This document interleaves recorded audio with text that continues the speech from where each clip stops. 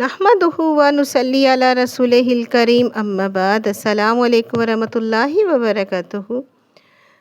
خلاصۃ القرآن رکوع با رکوع سورہ الانعام، رکوع نمبر 11 آیت نمبر 92 سے لے کے 95۔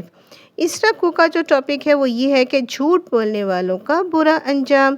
11ویں رکوع میں یہود کے ایک جھوٹ کا تذکرہ ہے۔ وہ نبی کریم صلی اللہ علیہ وسلم سے دشمنی تو کرتے ہوئے کہتے تھے کہ اللہ نے آج تک کوئی کتاب نازل نہیں کی۔ ان سے پوچھا گیا کہ وہ کتاب کس نے نازل کی تھی جو حضرت عیسیٰ علیہ السلام لے کر آئے تھے؟ پہلے وہ کتاب ہدایت تھی اور اب قرآن ہدایت ہے۔ ان قریب جھوٹ بولنے والوں پر موت کی سختی آئے گی اور موت دینے والے فرشتے کہیں کہ آج تم اپنی غلط بیانی اور تکبر کے پاداش میں بھون دینے والی عذاب کا مزہ چکھو۔ رکوع نمبر 12 آیت نمبر 96 سے لے کے 101۔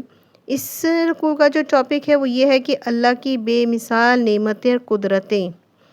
12ویں رکوع میں اللہ تعالیٰ کی نعمتوں اور قدرتوں کا بیان ہے۔ اللہ ہی ہے جو بیج اور دانے کو پھاڑ کر اسے پودے اور درخت نکالتا ہے، مردہ کو زندہ اور زندہ کو مردہ کرتا ہے۔ اسی نے آسمانوں، سورج، چاند اور ستارے بنائے، انسان کو تخلیق کیا، اس کی جملہ ضروریات کا انتظام کیا، بارش برسائی، اسے طرح طرح کے نباتات، سبزیاں، پھل پیدا کیے۔ بلا شبہ ان قدرتوں میں ایمان لانے والوں کے لیے نشانیاں ہیں۔ لوگوں کی بے انصافی یہ ہے کہ انہوں نے جنات کو اللہ کا شریک ٹھہرایا، حالانکہ اللہ کی مخلوق ہے۔ بلا شبہ اللہ ہر شرک سے پاک ہے۔ رکوع نمبر 13 آیت نمبر 102 سے لے کے 111۔ اس رکوع کا جو ٹاپک ہے وہ یہ ہے کہ مشرکین کے معبودوں کی توہین نہ کرو۔ 13ویں رکوع میں تو توحید باری اللہ تعالیٰ کا بیان اور شرک کی نفی ہے۔ فرمایا کہ اللہ کا بیٹا کیوں کر سکتا ہے جبکہ اس کی بیوی ہی نہیں؟ واضح دلائل آ چکے ہیں لیکن اس کے باوجود لوگ شرک کر رہے ہیں۔ اہل ایمان کو منع کیا گیا کہ وہ مشرکین کے معبودوں کی توہین نہ کریں اور نہ وہ ضد میں اللہ کی توہین کریں گے۔ مشرکین یقین دہانی کرا رہے ہیں کہ ان کی فرمائش کے مطابق معجزہ دکھانے پر وہ ایمان لے آئیں گے۔ حقیقت یہ ہے کہ معجزہ دیکھ کر بھی ایمان نہیں لائیں گے۔ اللہ ایسے لوگوں کے دلوں اور نگاہوں پر مہر کر دیتا ہے جن کے سامنے پہلی بار حق آئے اور اسے جان بوجھ کر جھٹلا دے۔ اللہ ہمیں ایسی محرومی اور ان سے محفوظ فرمائے، آمین۔ رکوع نمبر 14 آیت نمبر 112 سے لے کے 122۔ اس رکوع کا جو ٹاپک ہے وہ یہ ہے کہ اکثریت کی پیروی گمراہ کر دے گی۔ 14ویں رکوع میں فرمایا گیا ہے کہ مشرکین مکہ پر فرشتوں کا نزول ہو، مردے زندہ ہو کر ان سے کلام کریں یا کوئی بھی معجزہ انہیں دکھا دیا جائے وہ ایمان نہیں لائیں گے۔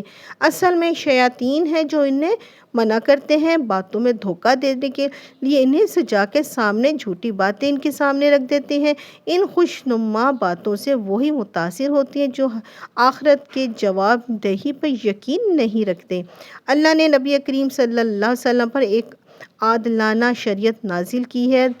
درست روش یہ ہے کہ شریعت کی پیروی کی جائے اور اکثریت کی بات نہ مانی جائے، کیونکہ اکثریت تو خواہشات کی پیروی کرتے ہیں۔ برائی اور بے حیائی کی ہر صورت کو چھوڑ دیا جائے، اللہ کے احکامات پر عمل کو زندگی میں لازم کر لیا جائے۔ رکوع نمبر 15 آیت نمبر 123 سے لے کر 113۔ اس رکوع کا جو ٹاپک ہے وہ یہ ہے کہ خوش قسمت انسان۔ 15ویں رکوع میں اس انسان کی خوش قسمتی بیان کی گئی ہے جو غفلت میں پڑ گیا، گویا مردہ تھا۔ اللہ نے اسے بیدار کیا، عمل کی توفیق دی، قرآن کا علم دیا جس سے وہ دوسروں کو بھی بیدار کر رہا ہے۔ اللہ ہمیں بھی ایسی سعادت عطا فرمائے، آمین۔ آگاہ کیا گیا کہ ہر بستی میں حق کے اولین مخالفین بستی کے سردار ہوتے ہیں۔ تکبر کی وجہ سے ان کا سر حق کے سامنے نہیں جھکتا۔ اللہ جسے ہدایت دیتا ہے اس کا سینہ حق کی قبولیت کے لیے کھول دیتا ہے۔ اسے اللہ کا ہر حکم ایک خیر محسوس ہوتا ہے۔ اس کے برعکس جو شخص ہدایت کی نعمت سے محروم ہوتا ہے وہ اللہ کے ہر حکم کو ایک بوجھ سمجھتا ہے۔ رکوع نمبر 16 آیت نمبر 131 سے لے کر 141۔ اس رکوع کا جو ٹاپک ہے وہ ہے کہ مذہبی پیشواؤں کے من چاہے فیصلے۔ 16ویں رکوع میں بیان کیا گیا ہے کہ روز قیامت اللہ جنات اور انسانوں سے پوچھے گا کہ کیا تمہارے پاس رسول نہیں آئے تھے جو تمہیں میرے احکامات سکھاتے تھے؟ آخرت کے جواب وہی کے حوالے سے خبردار کرتے تھے اور اعتراف کریں گے ایسا ہوا تھا لیکن ہمیں دنیا کی زندگی میں دھوکے میں ڈال رکھا تھا۔ اس رکوع میں مزید فرمایا گیا مشرکین کے پنڈتوں، کھیتیوں اور جانوروں میں سے کچھ اللہ کے نام کرتے تھے، کچھ بتوں کے نام۔ باطل معبودوں کی خوشنودی کے لیے لوگوں کو اپنی اولاد قربان کرنے کا حکم دیتے تھے۔ جانوروں کے بارے میں طے کرتے تھے کہ ان میں سے کس کا گوشت حلال ہے، کس کا ممنوع ہے، کس جانور پر سواری کی جا سکتی ہے، کس پر نہیں۔ فیصلے خود کرتے تھے لیکن انہیں منسوب اللہ کی طرف کرتے تھے، بلا شبہ وہ جھوٹے اور گمراہ ہیں۔ رکوع نمبر 17 آیت نمبر 142 سے لے کر 145۔ اس کا جو ٹاپک اس رکوع کا وہ یہ ہے کہ خوراک کے حوالے سے اللہ کی نعمتیں۔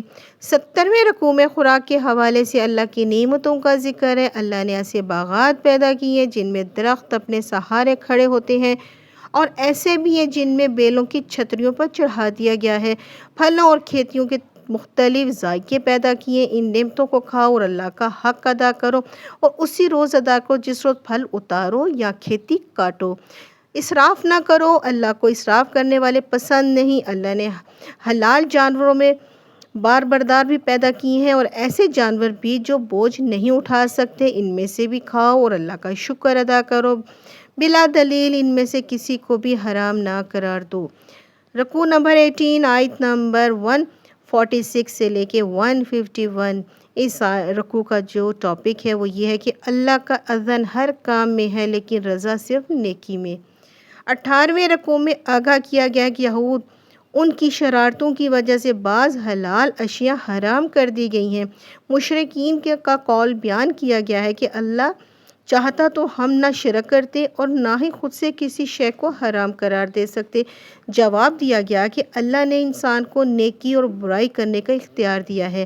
ہر نیکی یا برائی کا اذن وہی دیتا ہے، البتہ برے کام میں اس کا اذن ہوتا ہے، رضا نہیں۔ دلیل دو کہ اللہ نے کہاں تمہیں حکم دیا ہے کہ شرک کرو؟ ہاں، شرک کی ممانعت کے حوالے سے بار بار حکم دیا گیا ہے۔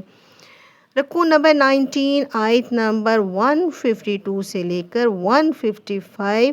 اس رکوع کا جو ٹاپک ہے وہ یہ ہے کہ اسلام کی معاشرتی تعلیمات۔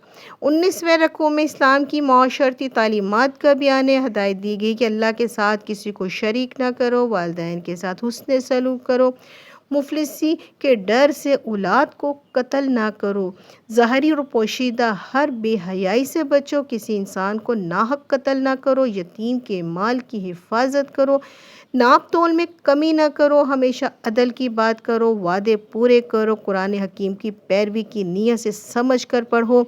یہ ہے قرآن پر عمل کرنے کا راستہ، اس کے سوا کسی اور راہ کو مت اختیار کرو۔ اللہ ہمارے لیے ان ہدایت میں عمل آسان فرما دے، آمین۔